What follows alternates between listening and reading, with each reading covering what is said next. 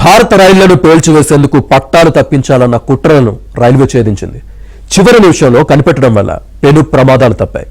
నిన్న ఆర్మీ రైళ్లు పేల్చేందుకు కుట్ర, మొన్న పట్టాలపై గ్యాస్ సిలిండర్ పెట్టారు. అసలు ఏం జరుగుతోంది? భారతీయ రైల్వేపై ఎందుకంత కక్ష పెట్టుకున్నారు?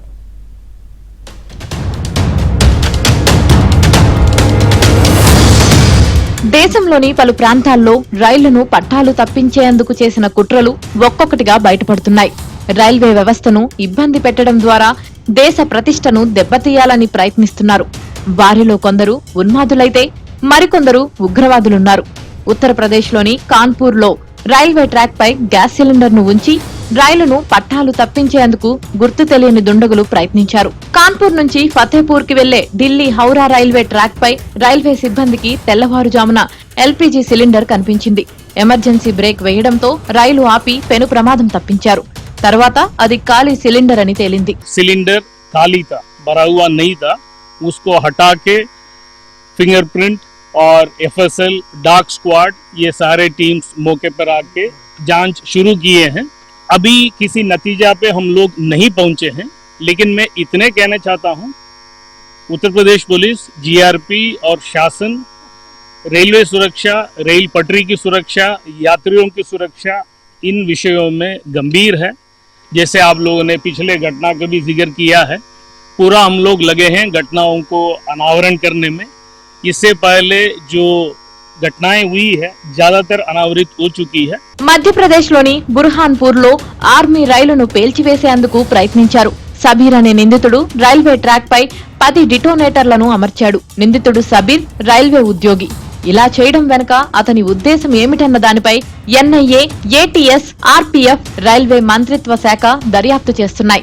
ఆ సమయంలో ఆర్మీకి చెందిన ప్రత్యేక రైలు జమ్మూ నుంచి కర్ణాటకకు వెళ్తోంది. ఇందులో ఉగ్రవాద కోణం ఉందని అనుమానిస్తున్నారు.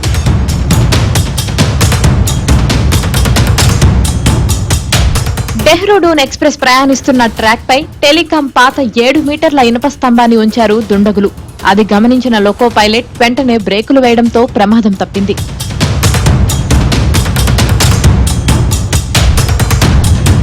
గుజరాత్ లో కొంతమంది గుర్తు తెలియని వ్యక్తులు రైలు పట్టాలను తొలగించేందుకు ప్రయత్నించగా లైన్ మ్యాన్ గుర్తించి సిబ్బందికి సమాచారం అందించడంతో అప్రమత్తమయ్యారు. అప్పటికే దుండగులు రైలు పట్టాలను కలిపే ఫిష్ ప్లేట్లను తొలగించడంతో పాటు దాదాపు 50 బోల్టులను వదులు చేశారు.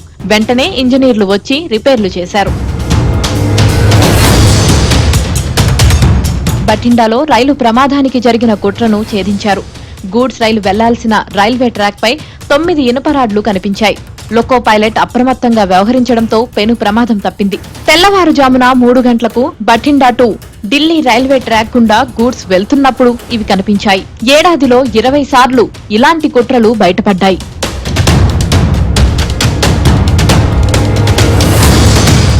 ఒకటి కాదు, 2 కాదు, నెల రోజుల వ్యవధిలో 5 సార్లు రైల్వే ట్రాకులపై విధ్వంసానికి కుట్ర పన్నారు. ఇటీవల జరిగిన రైలు ప్రమాదాల్లోనూ ఇలాంటి కుట్రలే ఉన్నట్లు భావిస్తున్నారు. అయితే ఇవి ఉగ్రవాదులు పనిన కుట్రలా లేక ఆకతాయిల పనులా అనేది తేలాల్సి ఉంది. గతంతో పోలిస్తే ఇటీవల కాలంలో రైలు ప్రమాదాలు పెరిగాయి. ఈ కుట్రలు, ప్రమాదాల మూలాలను వెతుకుతున్నామని ప్రత్యేక దర్యాప్తు బృందాలను నియమించామని చెప్పారు కేంద్ర హోంమంత్రి అమిత్ షా. దేశంలో 1,10,000 కిలోమీటర్ల రైల్వే ట్రాక్ ఉందని, అంతటా రక్షణ చర్యలు చేపట్టామని చెప్పారు. సిబిఐ, ఎన్ఐఏ, రైల్వే పోలీసులతో కలిసి హోంశాఖ పనిచేస్తుందన్నారు అమిత్ షా. మోదీ 3వ సారి అధికారంలోకి వచ్చాక 38 రైలు ప్రమాదాలు జరిగాయి. ఇది కూడా ఒక రికార్డే. అందుకే రైలు ఎక్కాలంటేనే ప్రజలు భయపడుతున్నారు.